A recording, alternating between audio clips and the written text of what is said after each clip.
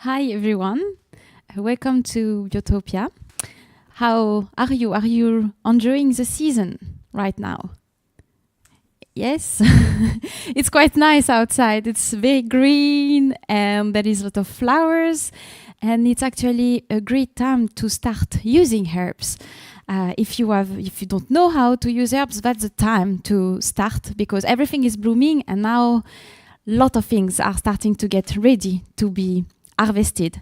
And this is why tonight and today I have decided to share some insight on how to start using herbs and growing herbs for this summer. My name is Agnès. I am a plant chemical ecologist and also an herb grower. So I have been growing medicinal plant for about 4 years now here in Uppsala. First in my own garden, and then I wanted to bring this project of growing herbs in a greater scale, and I started the first medicinal plant farm in Sweden. So there's many herb farm in Sweden, a flower farm, growing for our shops, for example, in hydroponics herbs for culinary purpose, but no one is really focusing on medicinal plant and growing medicinal plant. And this is what I have been started. And over the 4 years I have been cultivating herbs, many person has asked me tips on growing herbs, and I never really share publicly unless I am in the garden with the intern and the people coming around. But I never really did, with several presentations I did, never one just focus on tips on growing herbs. And so I thought it would be a good time now, after I accumulated the experiences, to share that. And often when we get started, there is so much question that come in our mind, and even myself, when I started, it was like, oh, which herbs I'm going to grow? It's hard to know how I'm going to grow it. Where can I grow it? Should I grow it in the sun, in the shade, for example? Which variety should I use? Because some are nice for decoration, some are better for their medicinal qualities, some are variety that has been developed here for Nordic country. So there is a lot to choose from. Even now I'm thinking, even seeing mint, even the mint, there is a citron mint, the bergamot mint, the peppermint, the chocolate peppermint. So a lot to choose from. So it's a lot to cover. So I'm going to cover a few of these tonight. So choosing herbs is often where to start. And First, I thought, when I created my own garden, that I would choose the herbs according to the organ system. This is not at all the most simplest way to choose herbs, because it demands to have some knowledge into the body health and the herbs that are good for the body. But it's, I think, a great way to do, and to have different area in the garden that can be dedicated for just one body system. So it could be for the nervous system, for the immune system, for the digestion, the sleep, the reproductive, cardiovascular, skin. There is a lot. And then create these different beds. So it's also nice. It's educational. You learn by doing. You then can also, when people come and see the garden, they can also get educated, seeing which plant is associated with each organ. So I guess I really like this way. It's not always the simplest, because within one bed you have a mix of different plants with a different life cycle, and it can be a bit harder to keep over the time. But for example, if we take the digestive system, we have like peppermint, fennel, caraway, so cumin in Swedish, dill, yarrow, that can be great. For the nervous system, is well known for chamomile, for helping sleeping, with valerian, hops, lemon balm, lavender. All are examples of plants that you can start with and choose from. The second way for choosing the plant that you are going to have in the garden can be according to their ecological function. Some herbs will be beneficial for the soil, and some herbs will be beneficial for also the biodiversity that is in contact with those herbs. For example, I like to have valerian, so Lake van der Rood in the garden, and Sulhat echinacea, because valerian is the first to bloom in the season, and echinacea is the last, and all the other are in between. And so it allows to have a blooming garden for a longer, from May to almost November, like for the latest echinacea. And it's thus good for the wildlife and the wild pollinators because they can find nectar from all the season. The particularity also with valerian is that it's a plant that attracts a lot of flies pollinator. So fly, it's a group, like within pollinator, we often know bees and bumblebees, but flies are a huge amount of pollinator in the world. They are, I think, the largest group of pollinators, and they valerian really attract many of them, like overflies and flies. It also attracts aphid, and often when you have valerian in the garden, the aphid, they are on the valerian and they are not on the vegetables or other herbs. And the valerian really doesn't seem to care much. And then you have a lot of overfly. They do feed on the flower of valerian, but they also use the larvae, also eat the aphid that are grow on the valerian.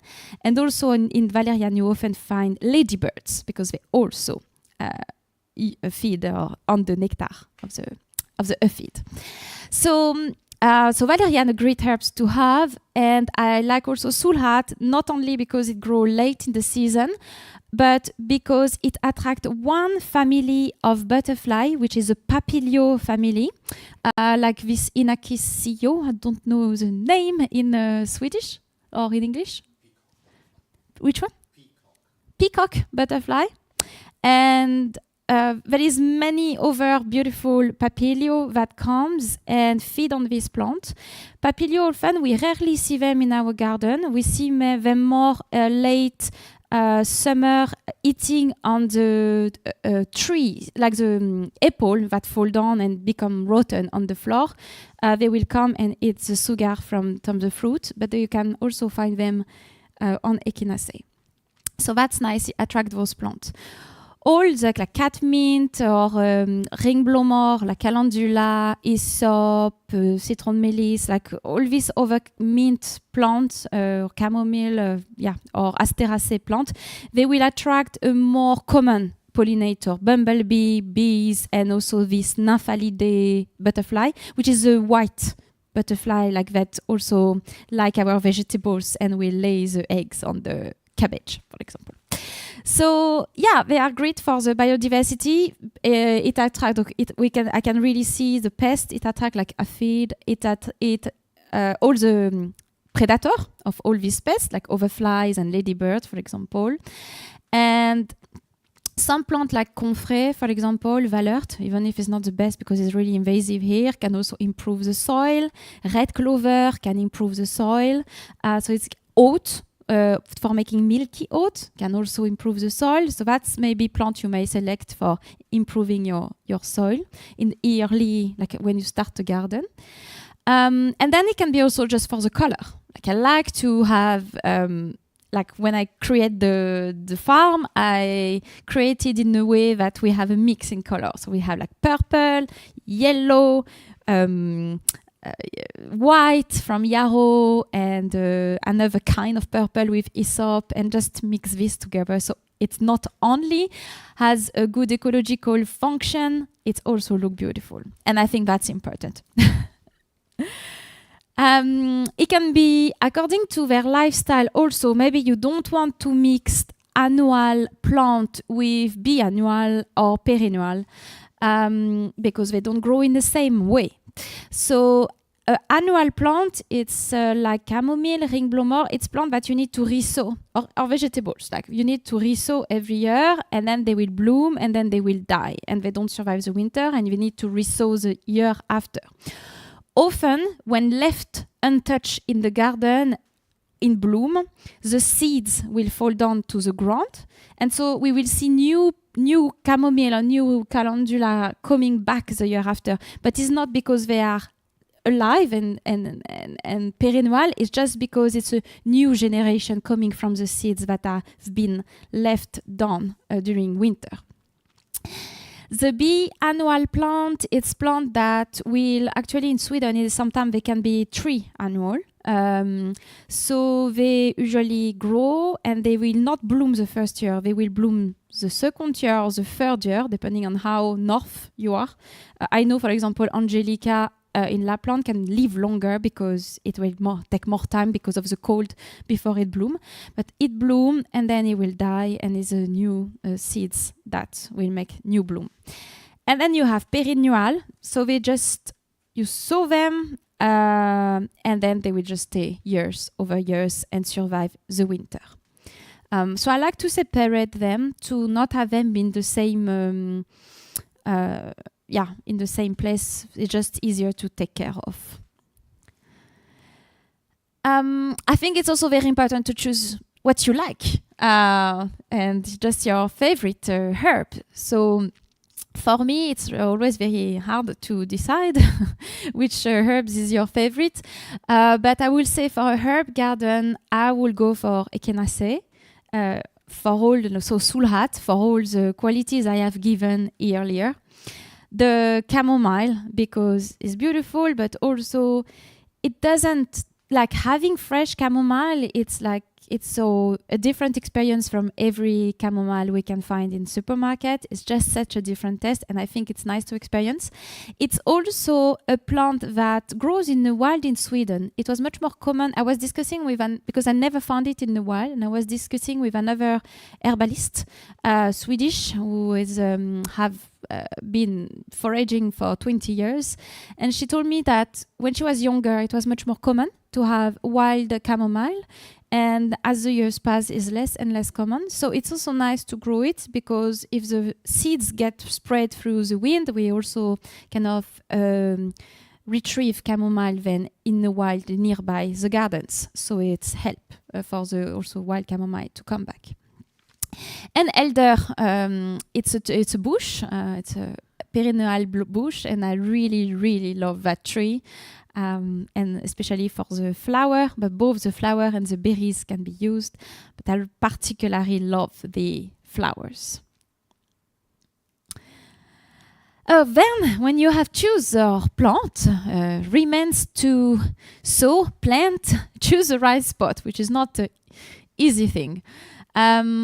So it's really, I would say, case by case. So I try to think, okay, what is about, like, what are the general rules, lines that I am using when growing herbs? And I will say that I will do pre-sowings of all the perennial plant in like in spring, in March, or I will start to sow indoor all the perennial. So citron meliss, catmint, for example, motherwort. It's hard to. Echinacea also is an exception. That Echinacea is a perennial also. So all of this I will sow indoor, so they are ready to go in the garden and be planted the second half of May. Because even so they are perennial, so they can resist the frost. When they are tiny and come out of the house, they are very sensitive to frost, and so planting them a bit too early in May without cover they can die through frostbite. So second part of May to plant them outdoor, and beginning of June is what I found best. Then I will do direct sowings of annual. You can pre-sow calendula and chamomile plant and yarrow, like all of this before. It's also very tiny seed. All of this I just sow because it's much easier to work, to just sow them. They are pretty autonomous. And then when it comes to planting this perennial, late May, it's a bit important to know which distance to respect from each other. So I would say 35 is really the minimum. Go for 40 centimeter, 45 maybe. I should have been a bit more optimist with my distance, because they really, if they have a good soil, they will really grow huge years over years. So it's good that they have enough distance between each other to have space they can expand. And then where should we plant them? So many herbs like full sun, so that's easy. You can. They don't really suffer from drought. I haven't seen any like plant suffering from drought. The sun and the summer has still been humid enough in Sweden. So many herbs, even the mint here, they really grow well in the full sun. But ideally, like mint plants, or mint, peppermint, skullcap, all these kind of more water plants, they grow in the wild, more close to water. They like meadow sweet also, for example. All these meadow plants, they like morning sun and afternoon shade. Like they do better. They can do well in full sun, but they do better in afternoon shade. The mint will get less affected by pests and a bit being darker green and more soft leaves if they are in afternoon shade. So it's nice for the mint to have. So then you plant them and they will grow. The good things with medicinal plants is that they are rather autonomous, because many of them are perennial. So there's not much to do except maybe weed a bit around, but they are not also so sensitive to the weeds. If they are growing around, they keep growing quite big. So what's come next, it's often the harvesting the herbs. And it's also kind of good to know which herbs you need to harvest at which stage. Of course, it seems obvious that all the blooming plants, such as chamomile, calendula, you harvest them when it's a bloom, where it's in bloom. But for plants like sage or mint, there is different way to harvest. Some people will prefer to harvest it when it's only in vegetative part, so before it makes a flower. Some when it's early flowering, so just starting to flower. Often we try to harvest them when they are at their highest concentration of chemical compound. And for plants, often it's just before they flower. Like that's the ideal time. But sometimes it can be a bit hard to respect that, depending on the season and how are the days, because you also want to harvest when it's a dry day. On a wet day, it will be especially if you want to then dry the herbs or prepare them, then there is more chance they can of mold, and they don't keep as long if they have been harvested on a wet day. I would say harvest on a wet day when you want to use fresh herbs for cooking. I think that's a great time to you want to have nettles for cooking, especially at this season. There's a lot of pollen, so there's a lot of pollen on the plant. So nettles, if it's raining, it will wash away, and then it will be like you will refresh the plant. You harvest it, and if you don't want to eat it straight away, you can roll it humid in clothes, like a towel, and then put it in the bucket of the fridge where you put vegetables, and you will keep here safe for 5 days, up to 5 days. So it's really, this is only time to harvest fresh green during a moist day or after a rain, or morning when there is all the water on the plant. But otherwise, if it's for drying, making tincture, making oil, turning them into remedies, you want to preferably choose when it's on a dry day. And then there is also seasonal, depending if you work with the leaves, with the flower, with the root. There is also a preference, there is also a time of preference. So the root, we will do really early spring here in Sweden, before they bloom, or late summer, like from already late August, September, October, before the soil freeze. That's a good time to harvest the root, because during these 2 periods they won't be that bitter, and they will have more sugars into them, and also other chemical that make them more potent during these periods. The green, we will often it's spring, like this time now for all green plant. It's the best time, and the flower will come a bit later in July.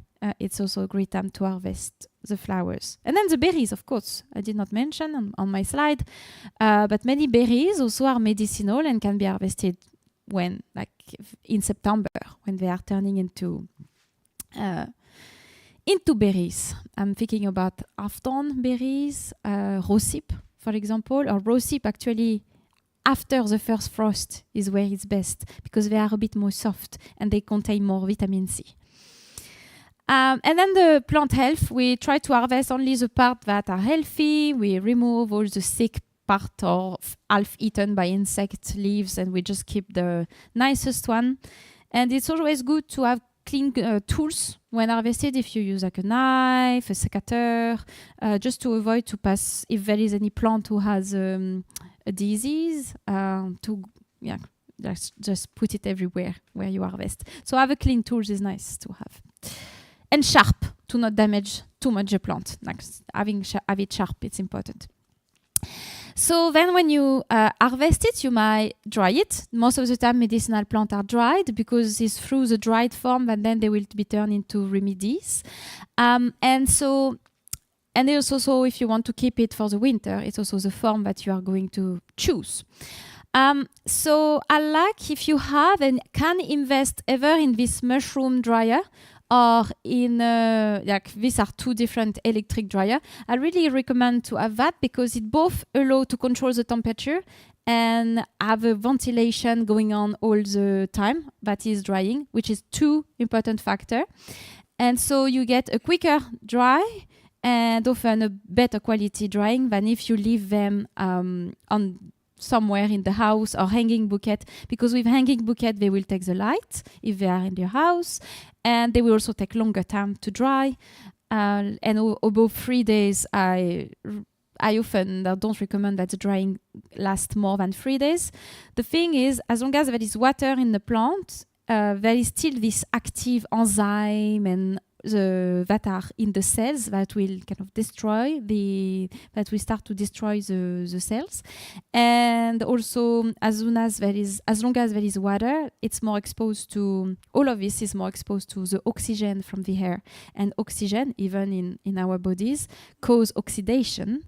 And that's a natural process. But they are more sensitive when they are to oxidation, when they are still moist.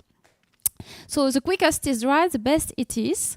And also try to keep it in a dark place, and not spread too big density, not have like hanging bucket, should not be too tight. Just always very important to keep the air like around.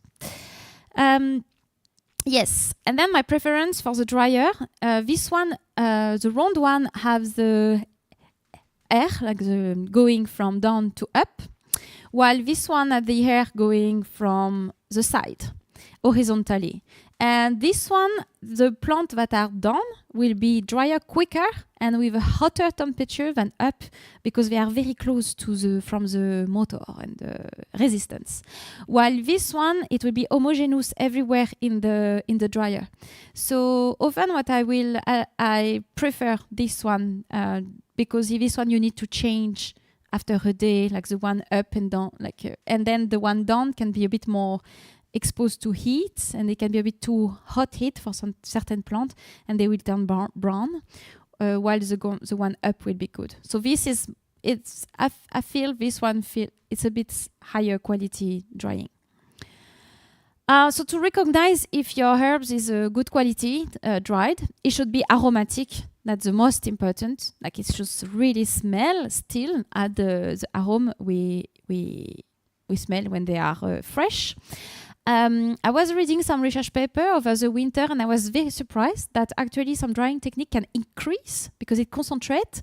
And they try different temperature, different time, and it wasn't the lowest temperature what was the best. Actually, it was around 40 degrees is where they get the best aromatic content. So it's where the essential oil were the highest, is when it was 40 degrees.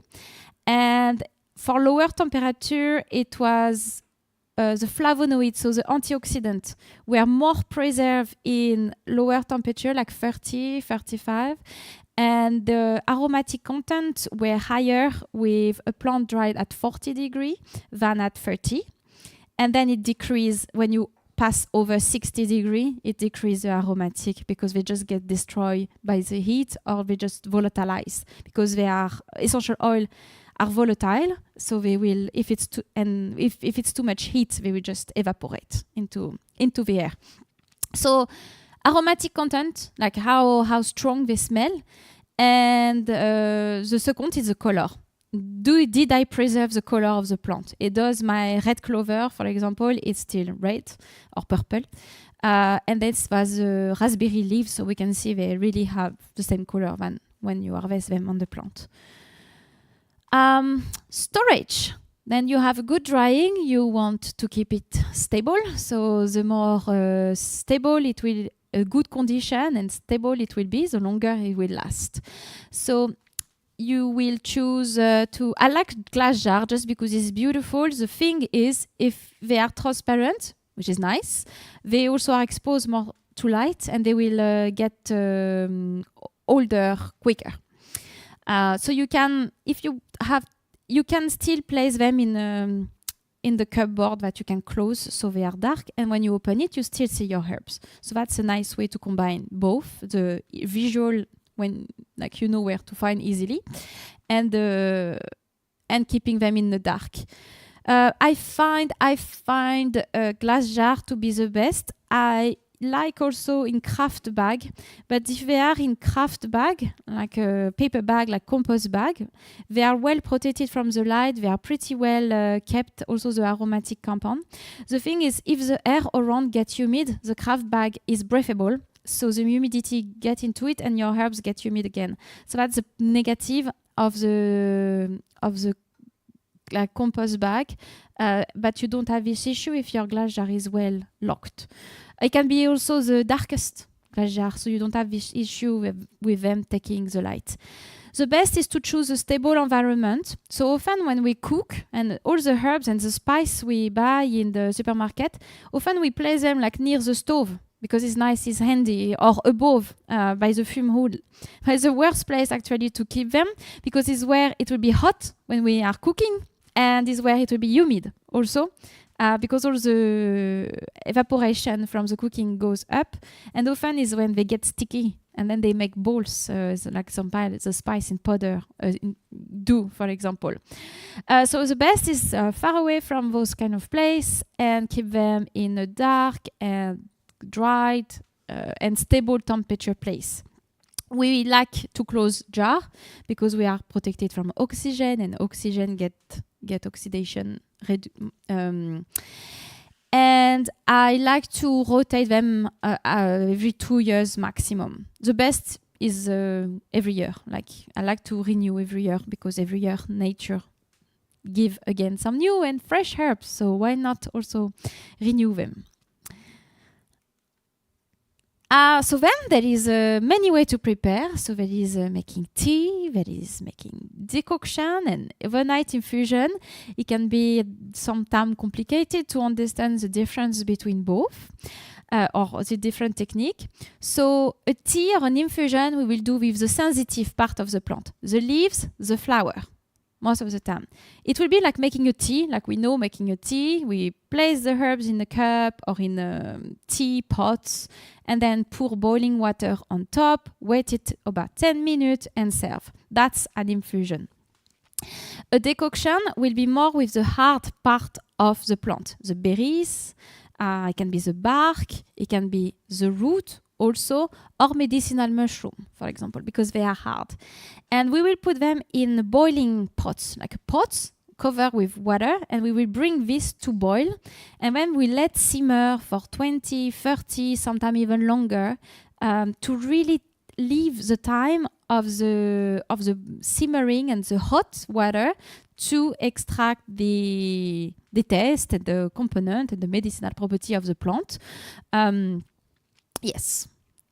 So that's a decoction. And then an overnight infusion. This can be sometimes with root, like marshmallow root, or more sensitive part of plant, such as leaves and flower. But we will choose this for plant mostly that are containing a lot of minerals, like calcium, manganese, magnesium are example. It can be also plant very rich in vitamins like vitamin C, often the fresh green like nettles, cleaver. It can be actually oat straw is well extracted in overnight infusion.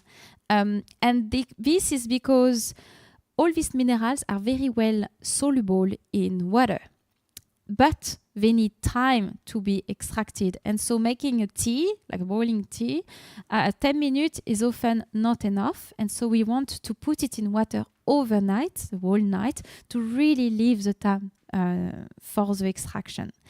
And when we do overnight infusion, often we use just cold water. So it's like a low, slow temperature and soft extraction. And that's make really, when you work with spring herbs, for example, or nutritive herbs, it's a plant. Often it's a drink that will be very moisturizing. Then there is another way. It's to make a tincture. So this is a screenshot from my blog where I share some technique on how to make the different remedies. So a tincture is an herb that has been infused in alcohol. It can be also with glycerin for people who don't want to use alcohol, or vinegar. But often alcohol is preferred because it extracts more of the chemicals. The alcohol also extracts the water containing content and the water soluble compound and the oil soluble compound. Because an alcohol, for example, of 40% will have 60% water and 40% alcohol. So we will extract both the minerals, for example, the well extracted compound in water, and those also who are soluble in oil and alcohol. So, and when there is different way to do, you can use dried herbs or fresh herbs. What change is the quantity of herbs for the quantity of alcohol that change when you create the remedy. So often it's recommended to do a ratio of 1:5, so 1 part of dried herbs, because it's much more concentrated, for 5 parts of alcohol, for making a tincture with dried herbs. And for fresh herbs, it can be 1:2 to 1:3. I like 1:3 because it's what works best for me. It's 1 part of herbs for 3 parts of alcohol. So this is basically how we do. We take the fresh herbs and then we take the weight. We weigh, let's say, 100 grams, and then we will place 300 grams of alcohol. Leave it infused for 3 weeks, approximately, and then strain it. And this is something what I did for a colleague, herbalist, which is making tincture. Then you can also do herbal infused oil and salve. That's also very useful. I will say it's a bit harder technique to work with because it can be very much exposed to moisturizing. Like it can oxidize and you can get much more easily a remedy that spoil. So starting with herbal infused oil, I would always, for beginner, recommend to do an infused oil with dried herbs, because then it's safe. There is no water, because oil and water do not mix like they don't like each other. So when you work with dried herbs, then you don't have to care whether your oil will last long or not, or spoil or not. So you will place your herbs, your dried herb, in a glass jar, cover it with alcohol, and leave it infused in a plus or less warm place, and it will do a slow extraction. Later, when you're a bit more advanced, you can do herbal oil with either alcohol, intermediary extracted herbal oil. So that means you will use a bit of alcohol for some plants that do not extract, like for example resins in pine, because pine can be very good for the skin. Resins in Asteraceae plants, so ringblower, arnica. They have resins, and we want these resins in the final oil, because those resins are good for the skin, but they are very badly extracted in oil. So we want to kind of use alcohol to extract it. So we will spray some alcohol on the fresh herbs or the dried herbs, but it works best with fresh herbs before we put the oil. So and then we can get well done oil. Another technique is to use semi-fresh herbs. So to not, because it can be with very fresh herbs, you can have too much water in your final solution, and so it will spoil very quickly. So you will harvest the plant and then leave it for 24 to 48 hours to dry, like just outside. So the most of the water will start to get out, while keeping the vibrancy and the chemicals in the fresh herbs. So then you are like a semi-fresh herb, and that's much easier also to work with. And something that I do that I really feel it's helpful to make very potent herbal oil is that I blend. I put the herbs and I put the oil and I blend everything, and then I put everything in a glass jar, leave it to step also for 3 weeks, not with fresh herbs. Fresh herb is only 3 days maximum, and then I strain. Yes, so I would say in conclusion, when making a herbs garden, often we want to have herbs that then we can use for our own benefit, well-being. And so I would say that every home who want to have a herb cabinet, these are the must remedy to have. And so these are the herbs associated that I would recommend everyone who start to have in their garden, so they can then make the product and start using the herbs and have a small herb cabinet for going over the winter. And it includes like a salve with ringblower, Valert, Wort, for example, Agnès Örter. This is very multi-purpose for all skin issue, wounds, sunburn, dried skin, for example. Having Echinacea tincture, often we have it in pharmacy, like the Sulhat tincture, because it's nice to have during the cold and flu season to avoid the infection as prevention, or during an infection, it can be helpful too. Peppermint to make tea when we have a bit digestive problem or have a bad digestion. Very nice also for mouthwash, for example. And it's an herb that I really like also for a foggy brain, like on the morning. You are not so well, wake up, you make a peppermint tea. It's really helpful. Wort tincture, nice to have for burn also. And it's also nice to have for...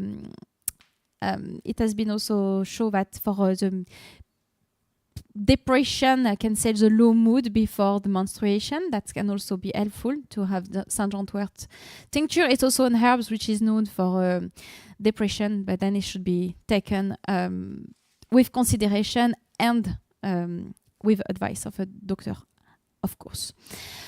Then we have the valerian that can be used also for, it's really nice to have when you are tense. You know, you are tired and you are tense because you have been very stressed. I find it's for me, it's much more useful for that than for falling asleep. For some people, it works well for making them fall asleep. For me, it's really much more like a sedative that will relax the muscles. Then you have skullcap, really well known for all tension also, but this is not really a body tension, it's more in the head and overthinking. It's known for that. Dandelion, of course, like you can make the dandelion cafe, so it's nice alternative to have on the morning to cafe, and it's caffeine free. Lavender is well known, also very nice also for headache combined with chamomile. That's one of the only things that work for me. Because I have tried many herbs for headache and I finish always with a paracetamol because it doesn't work. But chamomile with lavender work. So you have to experience it yourself and see which herbs work for you, because it could be meadow sweet, for example, is known for that, but it doesn't work for me. So it's like the valerian. For me, it doesn't make me fall asleep, but it relaxes the muscles. So just try it out and discover what it does for you. Sticking nettles, a great food in spring. And in tea is very nutritional. So it's nice to... it brings a lot of nutrients, so it's nice for the body in spring when we are depleted in very vitamins and fresh nutrients. And it's a plant that can be also used also in spring for the allergy. It's known to kind of reduce the allergy reaction for pollen. And yarrow, multi-purpose, very much herbs, digestive, cramps, also stop bleeding. It has many use. So that would be my recommendation for herbs to have to create your first herbal cabinet. So thank you very much, and you are very welcome to ask questions.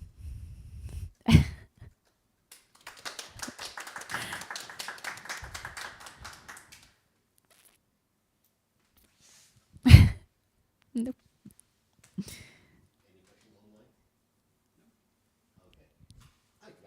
Okay. Hi. So from a lot of your images, you have a lovely farm with quite a large amount of space. Yeah. I, unfortunately, only have like windowsills and small windowsill boxes. Are there many herbs that I can grow in like a windowsill box or a small garden space? Like, obviously, it would be a very small quantity, but are there particular herbs that don't take up much, don't get too big? Yes. So you want to know if when you have a small space, you can still grow herbs and you don't have a big garden. Yes, of course, absolutely. Even if you have a balcony and pots only, that's work too. So many herbs can be grown in a small space. I will say then it's easier to think which herbs you can't. So I would say that motherwort, Yertstilla, it's really can become tall, like my size or a bit bigger. So that's a plant that if you have like a balcony, maybe it might be a bit too limited, and it will also take place in roots because it become a big plant. Valerian also grow high, but doesn't take that much space in roots compared to motherwort, to what I found. No, I think pretty everything can be grown on a small space.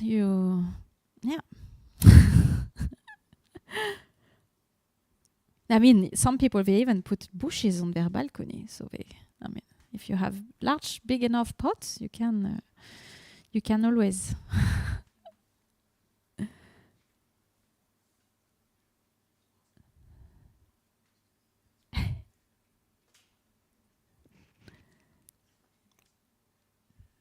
Yes? I have a question. Your blog, you mentioned it. Yeah.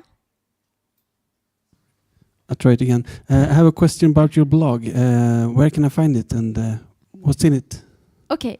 By the blog can be found on my website. So it's nordiskaörter.se. And then there's the herbs and all the articles I have made for making your own remedies and many other articles about growing herbs and also following the season with me, where I share a bit the behind the scene of what is happening at the farm. Yeah. Nordiska Örter.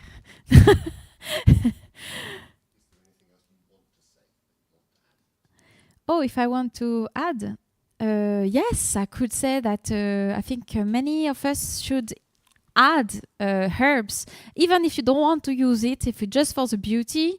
I think any vegetables garden should contain herbs, because vegetables, they don't flower much. And we have a very green garden, but it misses biodiversity. And having all these plants that I've mentioned, even if you don't know how to use it or you don't want to use it because you don't believe, if we can even, about the medicinal properties of the plant, then still grow those plants because of all the ecological function they have. Yes. And I would also say that having a herbs garden, it's also a way to be much more resilient in a changing world with a changing future also. So it's nice to have.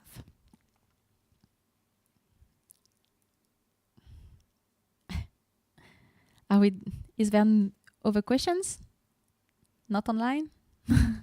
Okay, thank you very much for attending the talk tonight, and I wish you the best, and I wish you a great summer season growing and using herbs. Thank you.